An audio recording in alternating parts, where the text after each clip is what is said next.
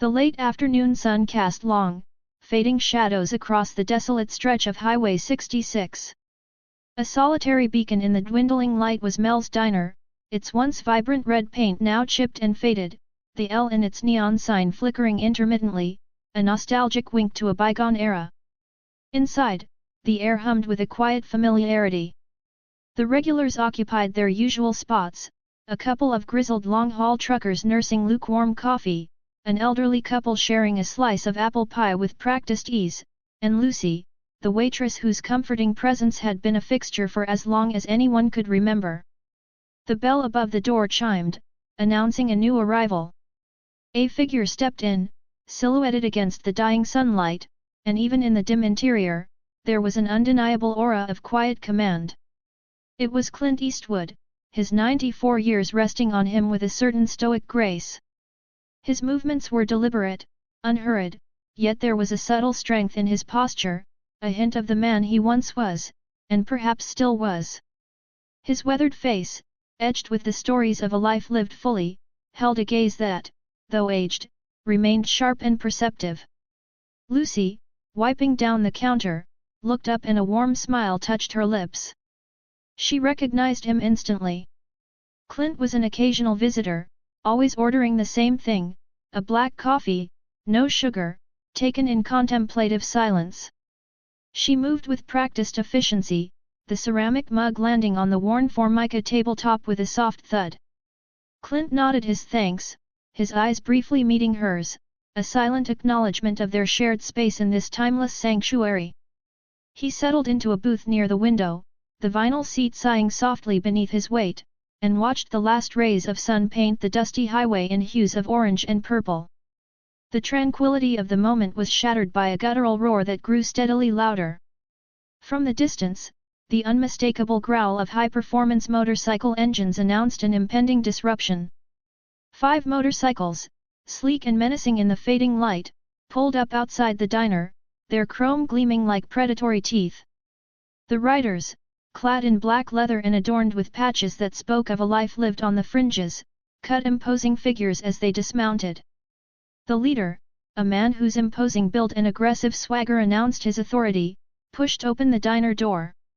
He was known as Reaper, a moniker that suited his grim countenance and the air of menace that clung to him. His eyes, hard and calculating, scanned the room, lingering for a moment on the few patrons before settling on Clint. A smirk played on his lips, a silent challenge issued to the quiet atmosphere of Mel's. Clint, unperturbed by the sudden intrusion, simply raised his mug and took a slow, deliberate sip of his coffee. His lack of reaction, his almost deliberate nonchalance in the face of Reaper's blatant display, hung heavy in the air, a silent question mark in the already tense silence. The stage was set. Reaper and his crew swaggered into the diner, their heavy boots echoing on the linoleum floor, a stark contrast to the quiet murmur that had filled the space moments before. They moved with an entitled air, as if they owned the very air they breathed.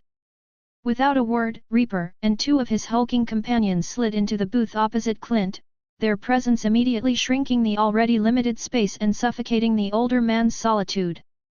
The remaining 2 bikers leaned against the counter, their eyes darting around the room, a silent threat to anyone who might consider intervening. Reaper leaned forward, his elbows resting on the table, his gaze fixed on Clint with a mocking glint. The scent of leather and stale cigarette smoke wafted across the small divide. Well, he began, his voice a low growl laced with amusement, look what the cat dragged in. An antique. He chuckled, and his cronies offered forced, guttural laughs in response. Guess the retirement home threw you out for the afternoon, old-timer. He gestured around the sparsely filled diner with a dismissive wave. This ain't exactly your speed, is it? More like nap time. He continued his taunts, his words dripping with condescension. He spoke of Clint's glory days, implying they were long gone, relegated to dusty memories.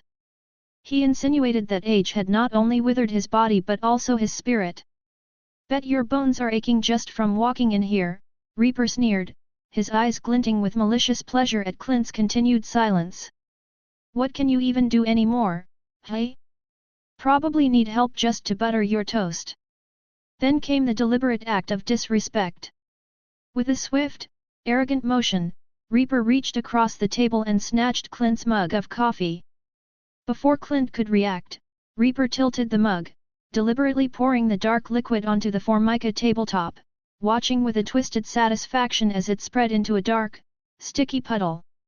The rich aroma of freshly brewed coffee was replaced by the undercurrent of menace. "There," Reaper said, slamming the empty mug back down. "Thirsty work, all that, old timing. Guess you're all washed up now. What can you do about it, hey?" Clint remained impassive. Not a muscle in his face twitched. He didn't flinch, didn't offer a retort. But his eyes, those still sharp blue eyes, narrowed almost imperceptibly. They held a depth that seemed to swallow Reaper's taunts and send them back with a silent intensity that began to prickle at the younger man's bravado. There was something in that unwavering gaze, something unreadable and undeniably formidable, that hinted at a past Reaper couldn't possibly comprehend. Behind the counter, Lucy's knuckles were white as she gripped her cleaning rag, her heart pounding in her chest.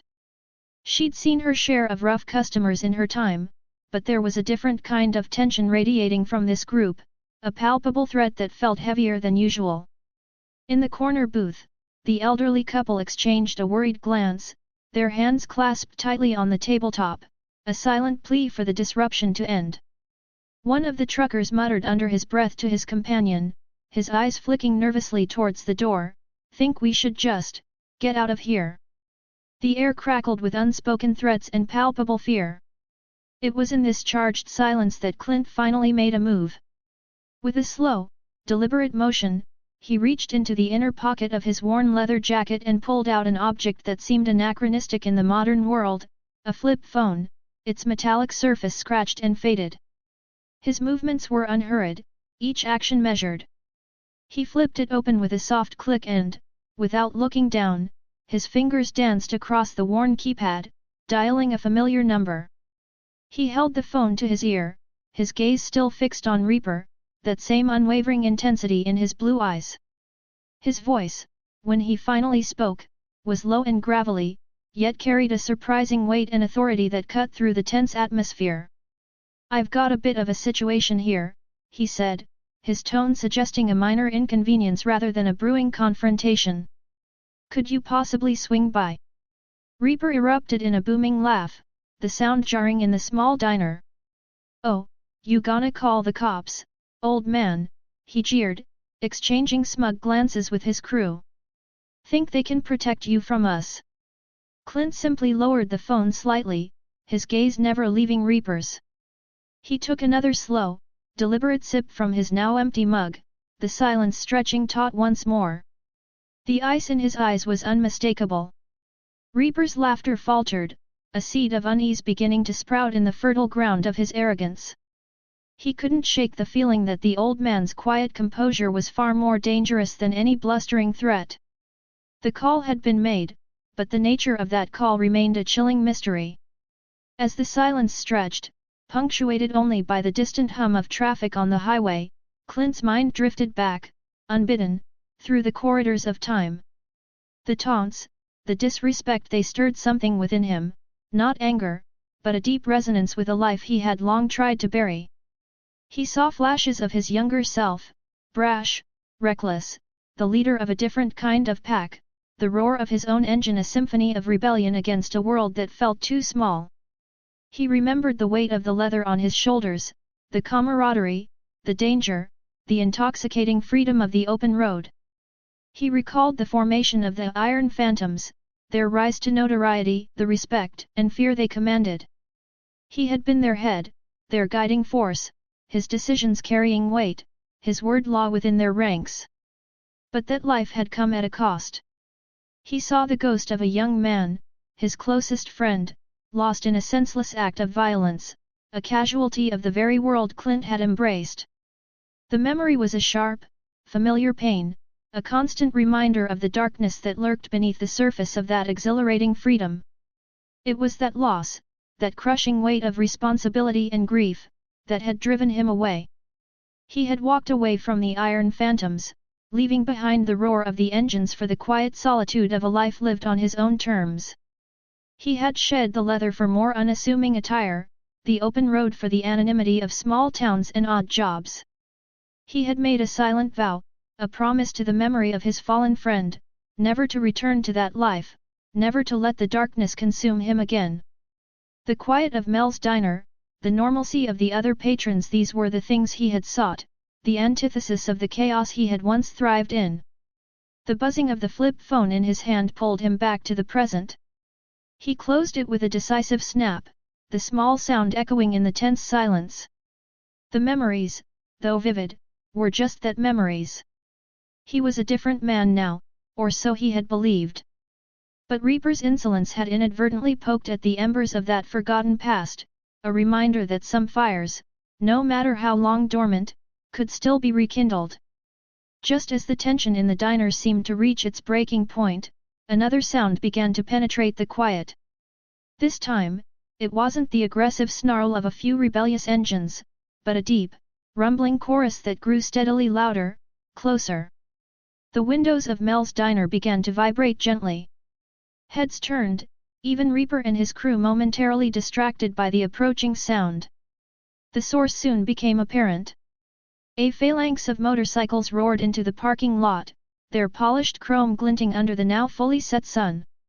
Not the sleek, modern machines of Reaper's gang, but heavier, more classic bikes, ridden by men who looked equally weathered and formidable. There were at least a dozen of them, their synchronized arrival a statement in itself. They parked their bikes with a practiced precision that spoke of years riding together, the rumble of their engines slowly subsiding into a low, expectant thrum. The diner door swung open once more, and a man stepped in. He was older than Reaper, his face a roadmap of hard living, but his eyes held a steady, unwavering loyalty. He wore faded denim and worn leather, the patches on his vest proclaiming allegiance to a different brotherhood. This was Frank, a ghost from Clint's past, a loyal lieutenant from the Iron Phantom's heyday, the man Clint had called. Frank's gaze swept across the room, taking in the tense tableau, the spilled coffee, Reaper's smug defiance, and finally settling on Clint. A flicker of recognition, then a slow, deliberate nod passed between the two old friends. Frank's voice, rough as gravel, cut through the silence. "Clint," he said, a wealth of unspoken history in that single word. Then, turning his gaze towards Reaper and his crew, a hint of steel entering his tone, he asked, "Looks like we got some trouble here. Anything we need to resolve?" The arrival of Frank and his crew shifted the dynamic in Mel's diner instantly. The air, thick with Reaper's earlier arrogance, now crackled with a different kind of tension, one of potential force meeting potential force. Reaper, though initially taken aback by the sudden influx of bikers, quickly regained his composure, a sneer twisting his lips. He gestured to his own men, a silent command to surround Clint and Frank's group. The 5 bikers spread out, their postures hardening, their eyes narrowed with animosity. "Well, looky here," Reaper drawled, his voice laced with a forced bravado that betrayed a flicker of unease. "Looks like Grandpa called his retirement buddies for backup. Cute." He laughed again, a harsh, grating sound that echoed in the now crowded diner. "Think you old fogies can handle us?" Before anyone could respond, one of Reaper's younger, more hot-headed crew members, a wiry man with tattoos snaking up his neck, pulled a flick knife from his belt. The metallic click as the blade snapped open was sharp and sudden, drawing gasps from Lucy and the other patrons. The young biker lunged forward, the knife glinting menacingly in the dim light, his target Clint. Time seemed to slow. In that fraction of a second, Clint, despite his age, moved with a surprising swiftness. It wasn't a display of brute force, but a subtle, almost imperceptible shift of his weight, a slight lean to the side that was just enough to evade the flashing blade. The knife whistled past his ear, the near miss a stark reminder of the danger. Clint's gaze, however, remained steady, his blue eyes locking onto the younger biker's face, devoid of fear, only a hint of weary disappointment. I'm going to give you one chance, his voice was low, a dangerous calm beneath the surface. Don't waste it. But the young biker, fueled by adrenaline and a desire to impress his leader, wasn't about to back down. He lunged again, a clumsy, aggressive swipe. This time, before Clint could react further, a blur of motion erupted from Frank's side. One of Frank's men, a burly figure with a grizzled beard and a quiet intensity in his eyes, moved with lightning speed. He intercepted the attack, his hand clamping down on the younger biker's wrist like a vice. A grunt of pain escaped the younger man's lips as his knife clattered to the floor. With a swift, brutal motion, Frank's man delivered a single, well-placed punch to the biker's jaw.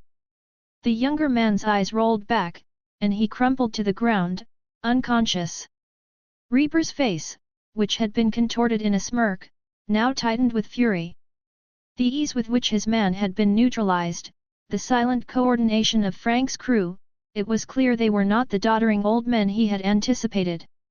The underestimation had been a grave error, and the realization was dawning on him with chilling clarity.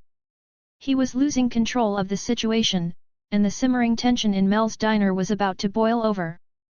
The swift and decisive takedown of his man visibly rattled Reaper.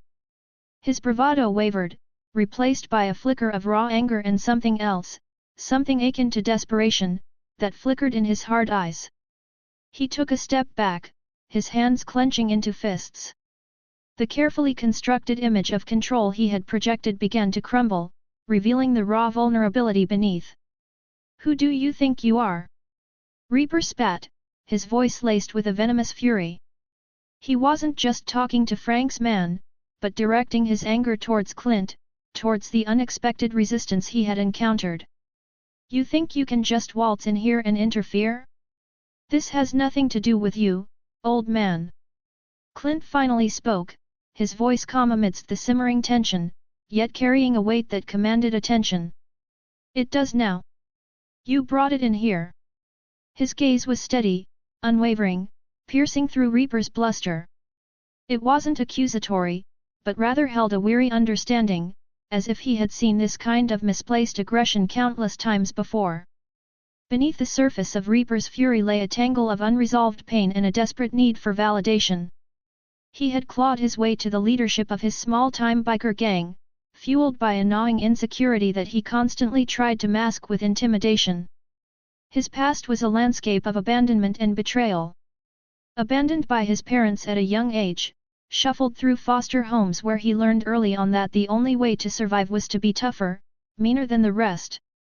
He had tasted leadership before, in other ragtag groups, only to see it slip through his fingers, undermined by disloyalty and his own volatile temper. His confrontation with Clint wasn't just a random act of aggression. It was a misguided attempt to prove his strength, to assert dominance over someone he perceived as weak and outdated. He had seen Clint as an easy target, a relic of a bygone era ripe for humiliation. By publicly demeaning him, Reaper had hoped to elevate his own status, to solidify his shaky hold on his own crew. He craved the respect he felt he had never truly earned, and in his twisted logic, belittling someone like Clint was the quickest path to achieving it. As Clint observed Reaper's outburst, he saw not just anger, but the raw, unhealed wounds of a man desperately trying to fill a void. He saw the fear of insignificance masked by aggression, the yearning for respect buried under layers of hostility. There was a tragic irony in Reaper's actions in his attempt to prove his strength. He was only revealing his deep-seated weaknesses. Clint's next words were spoken softly, almost a lament. You can start over, he said, his gaze softening slightly, seeing not just the menacing biker leader, but the wounded boy beneath. But not like this. Not by trying to tear others down.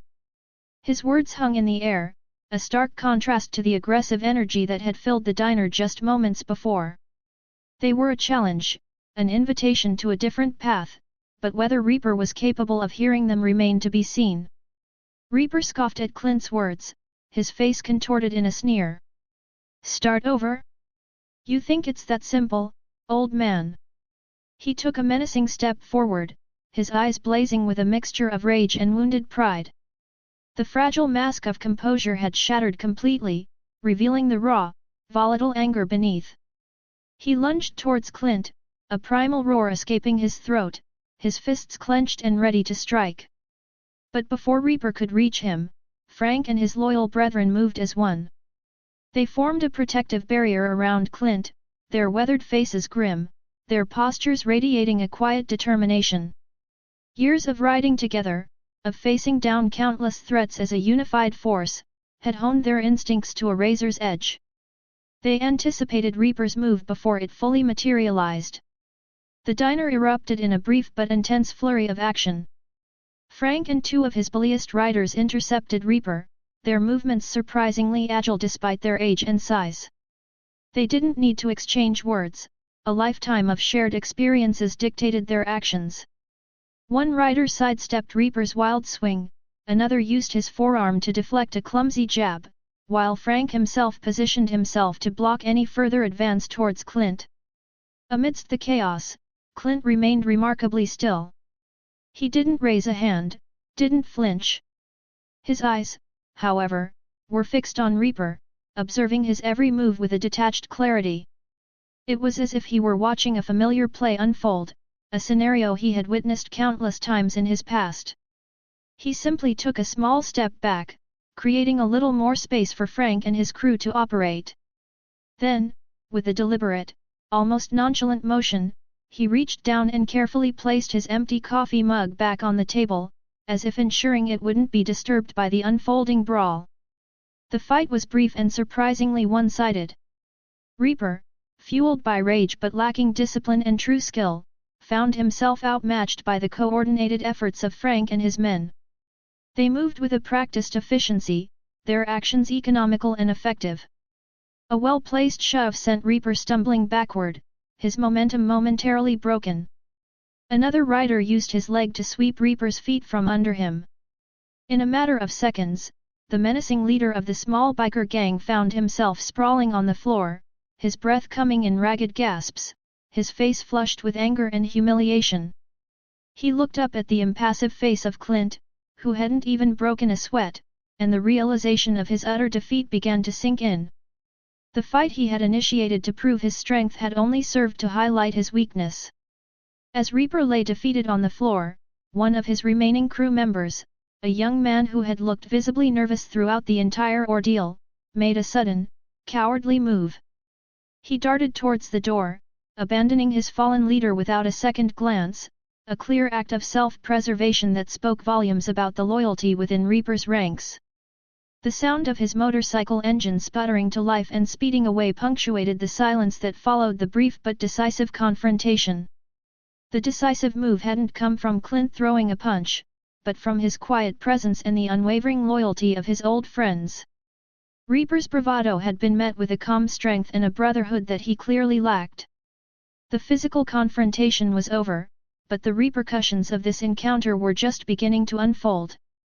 Reaper lay sprawled on the worn linoleum, his body aching, his pride shattered.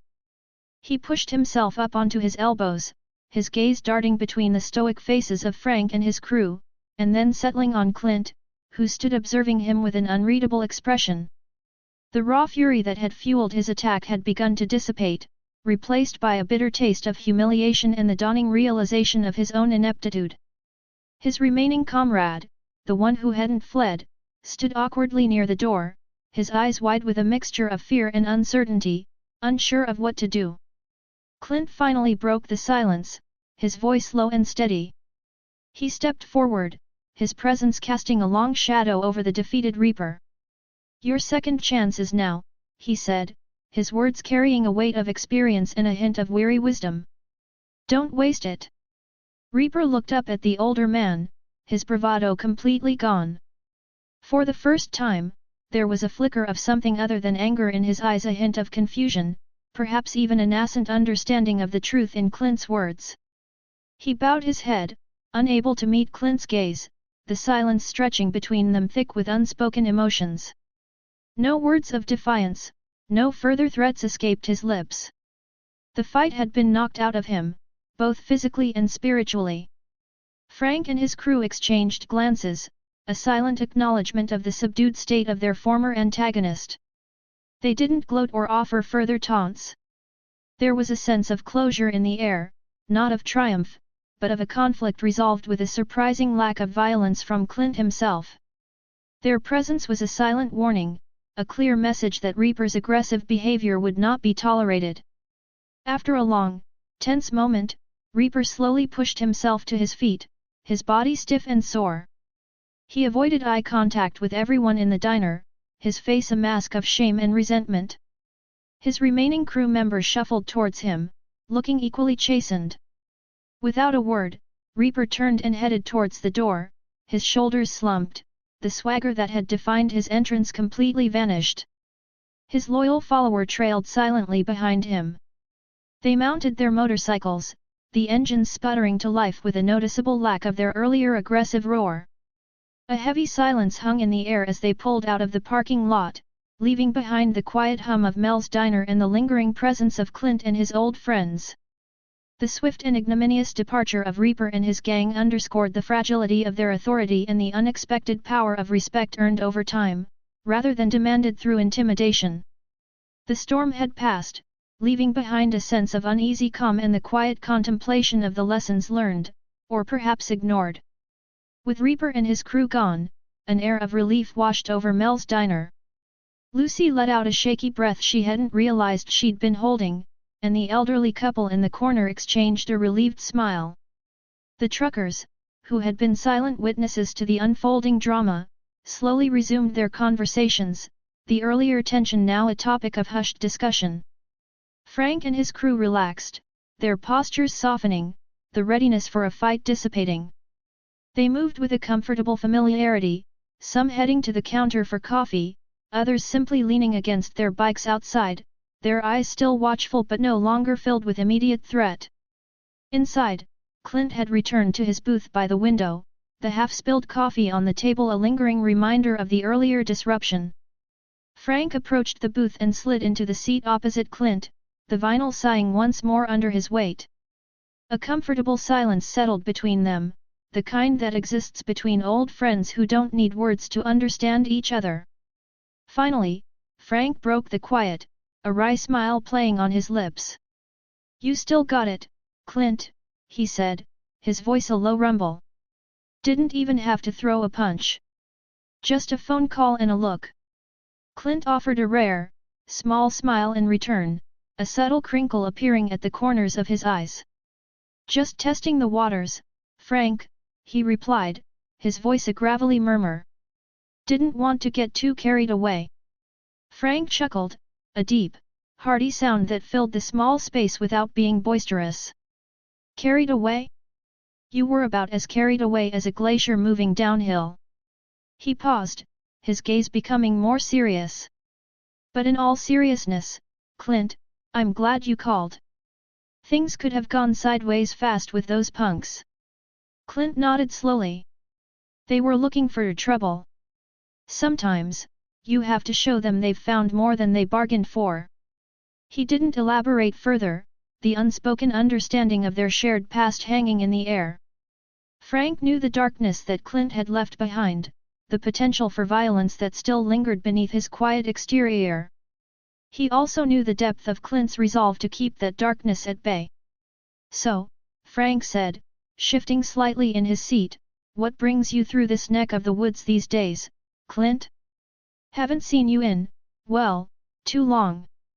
Clint's gaze drifted towards the window, watching the last vestiges of daylight fade from the horizon.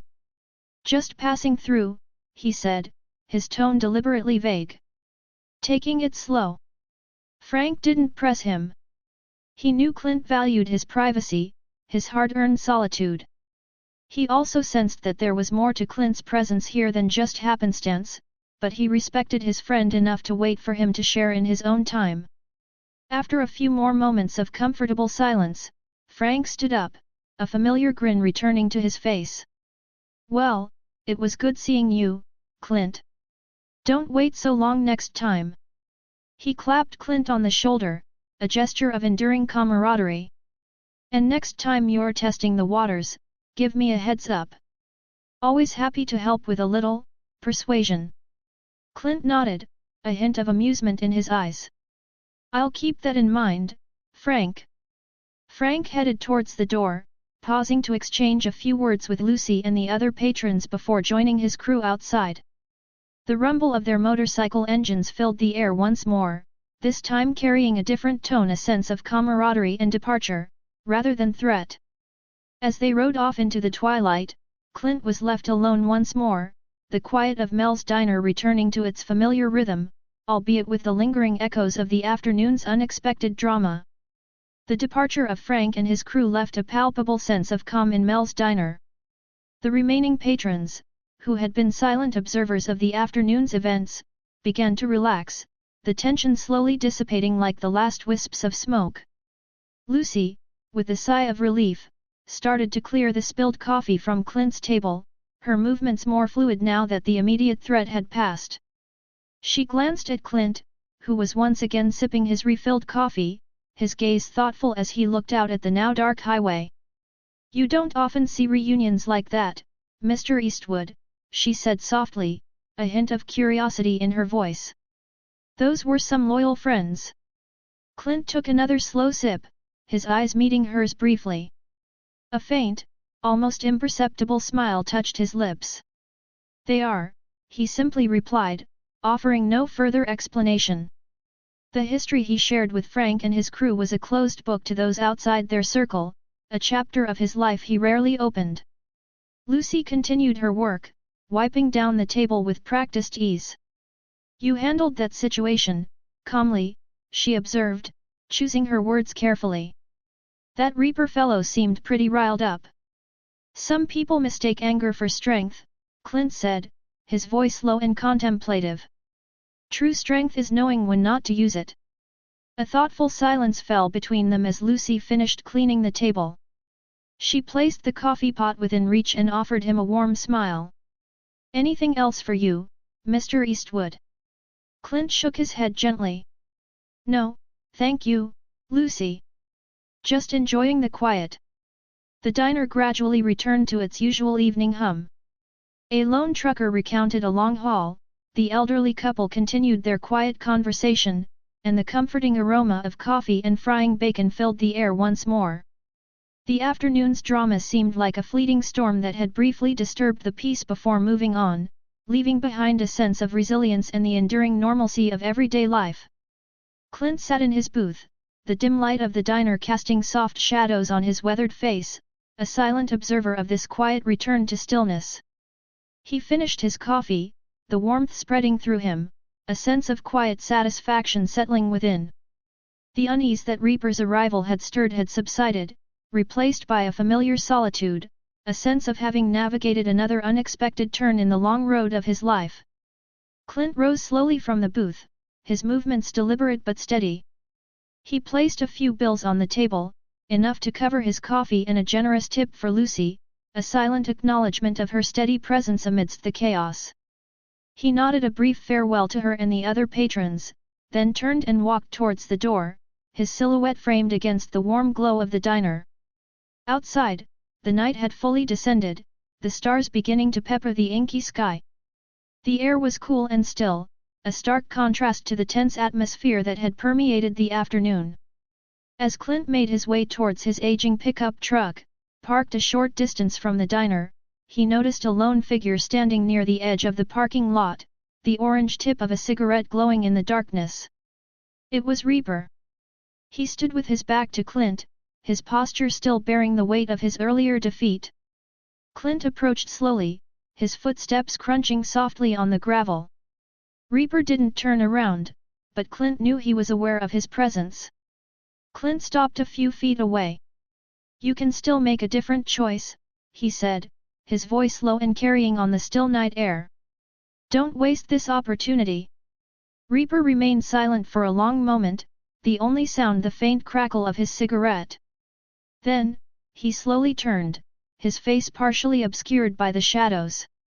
There was a noticeable shift in his eyes, the raw anger replaced by a flicker of something akin to contemplation, perhaps even a grudging understanding. He didn't speak, but the defiance that had burned so brightly earlier was gone, replaced by a weariness that seemed to extend beyond his physical defeat. Clint didn't wait for a response. He simply nodded once, a silent acknowledgement of the crossroads Reaper now faced. He continued towards his truck, the old engine rumbling to life with a familiar groan. As he pulled out of the parking lot and onto the dark highway, heading towards the distant horizon, he left Reaper standing alone in the twilight, the weight of his choices hanging heavy in the air. The lights of Mel's diner receded in his rear-view mirror, a beacon of normalcy in the vast darkness. The encounter had been brief, a momentary clash between the past and the present, between aggression and quiet strength. Clint drove on into the night, carrying with him the quiet understanding that even in the twilight years, there were still lessons to be learned and opportunities for redemption, if only one chose to seize them. The highway stretched ahead, an endless ribbon under the starlit sky, and the old hero continued his journey, leaving behind a small town touched by a moment of unexpected drama and a lingering message of hope and the enduring power of a second chance.